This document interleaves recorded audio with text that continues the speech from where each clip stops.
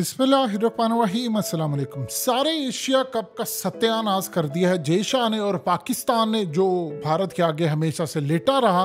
और आज हालत ये है, आप जरा ग्राउंड की हालत देखिए, यानी इतनी बुरी हालत कि यहाँ पर किश्तियाँ चल सकती थी। यानी ये कश्तियाँ आप चला ले पूरी ग्राउंड के अंदर। आप जरा ग्राउंड की हालत देखकर बताइए, क्या यहाँ पर मैच हो सकता था? यानी ये इस काबिल थी, क्योंकि लास्ट मोमेंट्स के ऊपर ये फैसला हुआ था कि 34 ओवर्स का मैच होगा। अगर हुआ और ग्राउंड से अंपायर्स ने डिसाइड कर लिया था, अचानक फिर बारिश वाला मौसम, क्योंकि फील्ड इतनी ज्यादा, जिस हिसाब से बारिश हो रही है आप देख सकते हैं, इतनी ज्यादा फील्ड खराब हो गई थी, इतनी गीली हो गई थी कि वो पैचेस पड़ गए थे और उस पैचेस को वो साफ करने की पूरी कोशिश कर रहे थे कि किसी तरह ये ठीक हो जाए। अब ये मैच चूंकि बाकी कल वहीं से शुरू होगा जहां पर पाकिस्तान और इंडिया का आज खत्म हुआ है, यानी 24 तकरीबन ओवर हो गए थे और वहीं से शुरू होगा। लेकिन कल भी इसी तरह की बारिश की पेशन गोई है और कल जब बारिश होगी तो सबसे खतरनाक सिस्टम जो डक लुईस सिस्टम होता है वो सामने आएगा। अब दो तरीके होंगे और ये सबसे पहले समझ ले कि किस हिसाब से पाकिस्तान को ओवर्स मिलेंगे अगर कल बारिश होती है और किस हिसाब से सारे का सारा मामला होगा।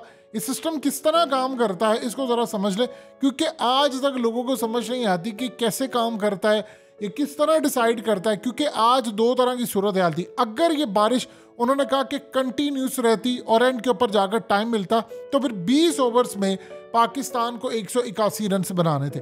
और अगर ये बारिश रुक गई और उसके बाद फिर ये मैच शुरू हुआ तो फिर यहीं से होगा।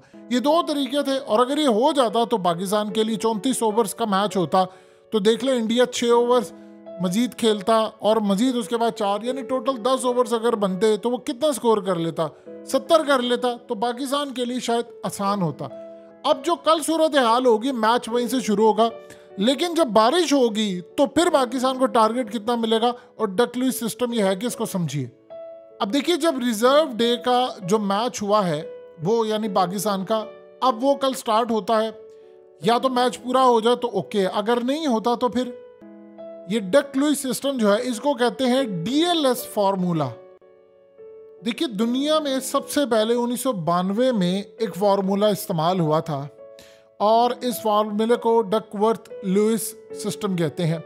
असल में एक मैथमेटिशियन थे टोनी लुईस और उनके एक साथी थे फ्रैंक डकवर्थ। इन दोनों ने मिलकर एक निज़ाम मुतारिफ करवाया और ये 1992 में पहली दफ़ा इस्तेमाल हुआ। लेकिन ऑस्ट्रेली जो प्रोफेसर थे स्टीवन स्टर्न, इन्होंने असल में इसमें कुछ चेंज की और उसके बाद से ये डीएलएस मेथड कहलाया जाने लगा। यानी ये 2014 के बाद इसमें मजीद उन्होंने चेंज किया। ये असल में एक मैथ का फॉर्मूला होता है जो किसी भी क्रिकेट मैच में बैटिंग करने वाली जो टीम होती है उसकी जो विकेटें रह जाती हैं या ओवर्स रह जाते हैं उसमें एडिशन करते हैं, फिर उसके बाद आपको बताते हैं कि जो प्लेइंग कंडीशन है उसमें रद्दोबदल किया जाता है।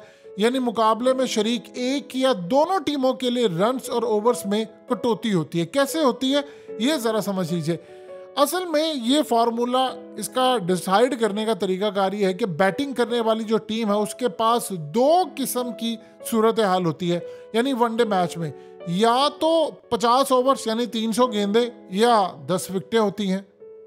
अब आप जैसे जैसे क्रिकेट खेलते, जैसे इंडिया ने 24 ओवर्स अब खेली है, तो इनिंग्स जैसे जैसे आगे बढ़ती है ये दोनों असल में जो चीज़ें होती हैं वो ख़त्म होती है, यानी विकेटें भी गिरना शुरू हो जाती हैं और उसके बाद आपके ओवर्स भी कम होना शुरू हो जाते हैं। ये असल में करते करते एंड पर जाकर 0 तक चला जाता है और सूरत हाल ये होती है कि यानी टीम तमाम 300 बॉल्स यानी 50 ओवर्स पूरे मुकम्मल कर ले या अपनी फिर तमाम की तमाम जो विकेटें हैं 10 वो गवा दे। अब ये सिस्टम समझिए, अगर बारिश की वजह से ओवर्स या रन्स कम करने हो तो ये इतना आसान सिस्टम नहीं है। यानी अगर कोई पहली बैटिंग करने वाली टीम ने 25 ओवर्स में, जैसे इंडिया के 24 ओवर्स में तकरीबन 2 आउट है, अगर 25 ओवर्स में इनका यहाँ पर रोहित शर्मा और ये 7 गिल खेल रहे होते तो जाहिर सी बात है वो फिर जारहाना अंदाज में खेलते। अगर इनकी यहाँ पर 5 विकेटें गिरती तो फिर जाहिर सी बात है वो बचाव करके पूरी कोशिश करते कि हमें पूरे 50 ओवर्स खेलने हैं। इसी चीज़ को फॉलो करता है ये DLS system, Duck Lewis system जो है वो इसी मेथड को फॉलो करता है। अब असल में यही सूरत हाल होती है कि एक बैटिंग टीम ओवर्स अपने जब यानी कम होते हैं उसके, तो इन्हें अपने जो पूरी तरह अपनी जारहाना अंदाज है वो आजमाने का मौका नहीं मिलता। लिहाजा किसी भी रद्दोबदल के लिए इन दोनों वसाइल को उन्होंने सामने रखना होता है ताकि दोनों टीमों को अपने वसाइल आजमाने का बराबर मौका मिल सके। अगर बारिश होती है तो सबसे पहले वो ये देखेंगे भारत और पाकिस्तान के मैच में कि कितने ओवर्स कम हुए, मैच के किस मरहले पर ओवर्स कम हुए। जब मैच रोका गया तो इंडिया की जो साइड थी उनकी कितनी विकेटें बाकी थी। अब असल में इस सिस्टम के तहत जो इंडिया बैटिंग कर रहा है इसका कल पावर स्कोर देखा जाएगा कि मजमूई तौर पर इसका जो पावर स्कोर है वही उसको मजमूई तौर पर स्कोर समझा जाएगा। यानी असल में आप ये देखें जो इनका नेट रन रेट है हर ओवर के अंदर, जो इनकी एवरेज है या रफ्तार है या किस तरह से खेल रहे हैं, ये किस तरह इनकी इकोनॉमी रेट चल रहा है, उस हिसाब से विकेटें कितनी गिरी हैं ये सिस्टम बनता है। अब इस सिस्टम में बड़ी अजीबोगरीब बात है कि इस सिस्टम में ये नहीं देखा जाता कि मिसाल के तौर पर कोई टीम खेले या पीछे उसके बड़े प्लेयर हैं, यानी विराट कोहली है या नहीं है, कोई बड़ा प्लेयर है या नहीं है, छोटा प्लेयर है, वो सिस्टम इस चीज़ को नहीं देखता। यहाँ पर कामयाबी सबसे ज़्यादा इंडिया की ये हो सकती है कि अगर वो कल लेट से जो उनका रन रेट है वो 6 से भी कम चला जाए, जो इस वक्त थोड़ा सा 6 से ऊपर है, तो इंडिया पूरी कोशिश करेगा कि वो अपनी विकेटें बचा कर रखे। क्योंकि अगर पहले बैटिंग करने वाली टीम अपनी विकेटें बचा कर रखती है, उसको पता होता है बारिश हो सकती है, तो फिर उसको सबसे ज्यादा फायदा होता है। ये असल में की फैक्टर है जो कल इंडिया ज़हन में रखेगा।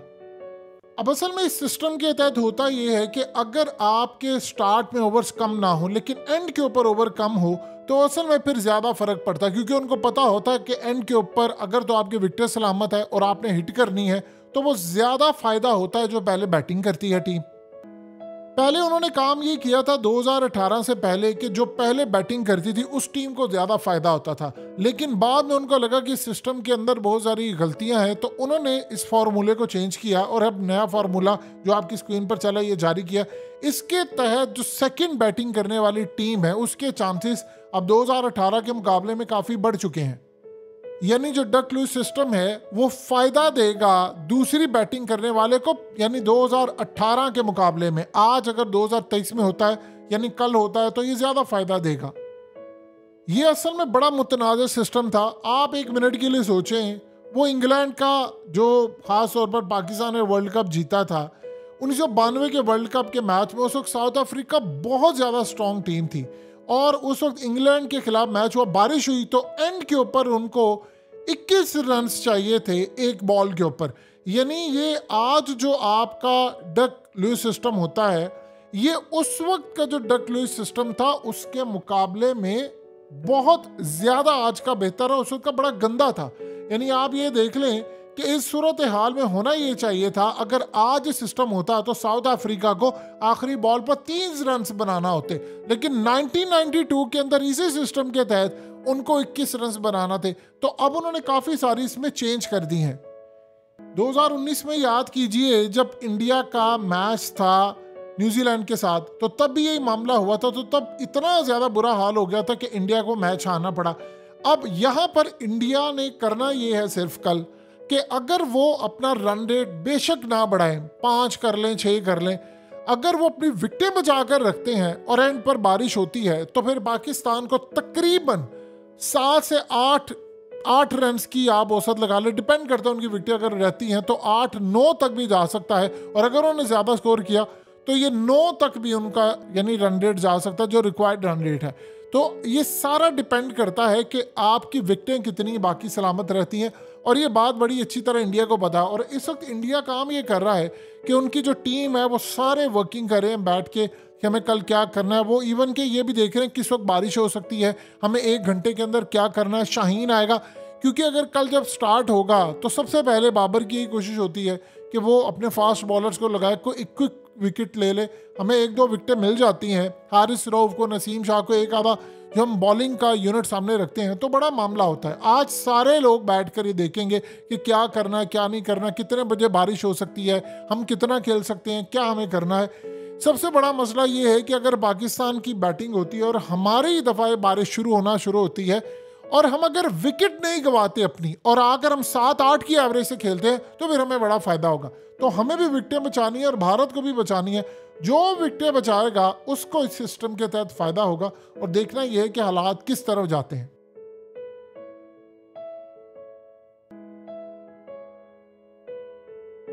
हकीकत टीवी को सब्सक्राइब करना मत भूलें, वीडियो को लाइक करें, शेयर करें और कमेंट सेक्शन में अपनी राय का इजहार जरूर करें।